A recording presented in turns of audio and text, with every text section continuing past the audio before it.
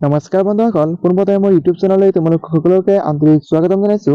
আজি মই চতুৰ্থ শ্ৰেণীৰ অংকুৰণ পাৰ্ট 2 মানুহৰ মাজলৈ কাপোৰ কেনেকৈ আহিল এই চেপ্টাৰৰ কুৱেশ্যন এনসাৰ কেইটা আমি ডিসকাস কৰিম।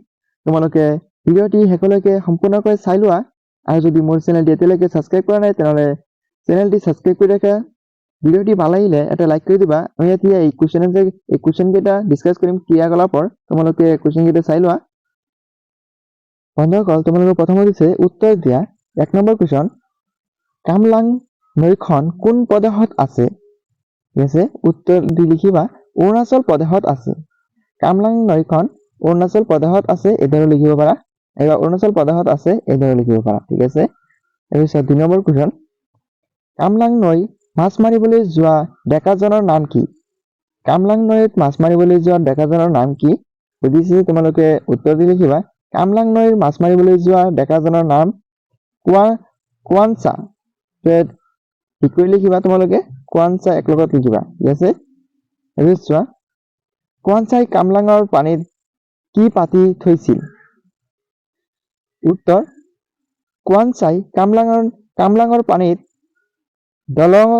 দলং পাতি থৈছিল। ঠিক আছে, এইদৰে লিখিবা। তাৰপিছত 4 নম্বৰ কুৱেশ্যন, ডাঙৰ মাছটো কোৱানচাই ক'ত জীয়াই থৈছিল? ডাঙৰ মাছটো কোৱানচাই ক'ত জীয়াই থৈছিল? উত্তৰ দি লিখিবা ডাঙৰ মাছটো কোৱানচাই লাওৰ খোলাত জীয়াই থৈছিল।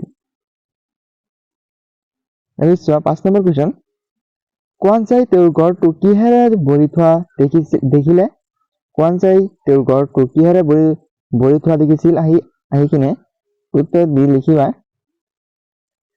কোৱানচাই তেওঁৰ ঘৰটো কাপোৰেৰে ভৰি থকা দেখিলে। ঠিক আছে, তোমালোকে নিশ্চয় জানা কোৱানচাই তেওঁৰ ঘৰটো কাপোৰেৰে ভৰি থকা দেখিলে।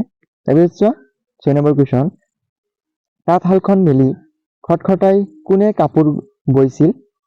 উত্তৰ দি লিখিবা তাঁতশালখন মেলি খটখটাই হামৰুৱাই কাপোৰ বৈছিল।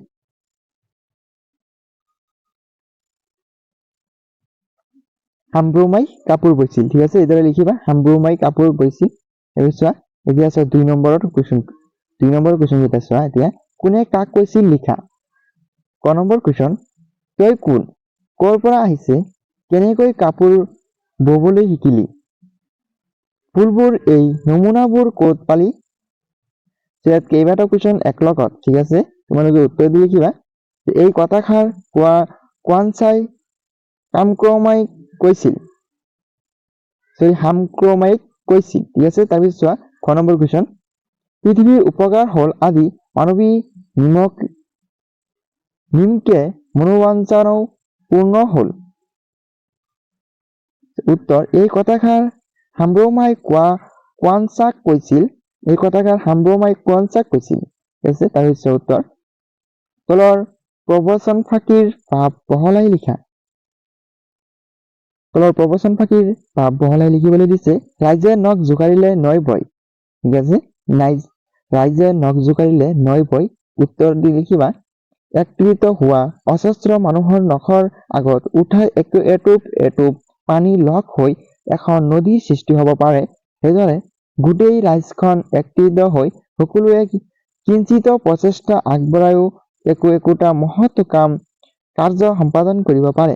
গতিকে ৰাইজে একোট হৈ কৰো বুলি ক'লে যিকোনো কাম এটা কৰিব পাৰে। ঠিক আছে, এইদৰে লিখিবা। বন্ধুসকল, আজি ভিডিঅ'টো মই ইয়ালৈকে সমাপ্ত কৰিছো। মই পাৰ্ট 2 এই চেপ্টাৰৰ পিছত গ্ৰামাৰ সেকশ্যনৰ কেইটামান কুৱেশ্যন আছে, তোমালোকে এই কুৱেশ্যনৰ এনসাৰ কেইটা দি দিম। আৰু যদি তোমালোকৰ কোনটো চেপ্টাৰৰ ভিডিঅ' লাগে কমেণ্ট কৰি জনাবা। মই ইয়াৰ আগৰ চেপ্টাৰৰ প্ৰথম চেপ্টাৰৰ ভিডিঅ'টো বনাইছো, তোমালোকে প্ৰথম চেপ্টাৰৰ ভিডিঅ'টো চাই ল'বা। আৰু যদি মোৰ চেনেলটি এতিয়ালৈকে সাবস্ক্ৰাইব কৰা নাই তেনেহলে চেনেলটি সাবস্ক্ৰাইব কৰি ৰাখিবা। ভিডিঅ'টি ভাল লাগিলে লাইক কৰি তোমাৰ বন্ধু বান্ধৱক ভিডিঅ'টি শ্বেয়াৰ কৰি দিবা। আজি ভিডিঅ'টি ইয়ালৈকে সমাপ্ত কৰিছো।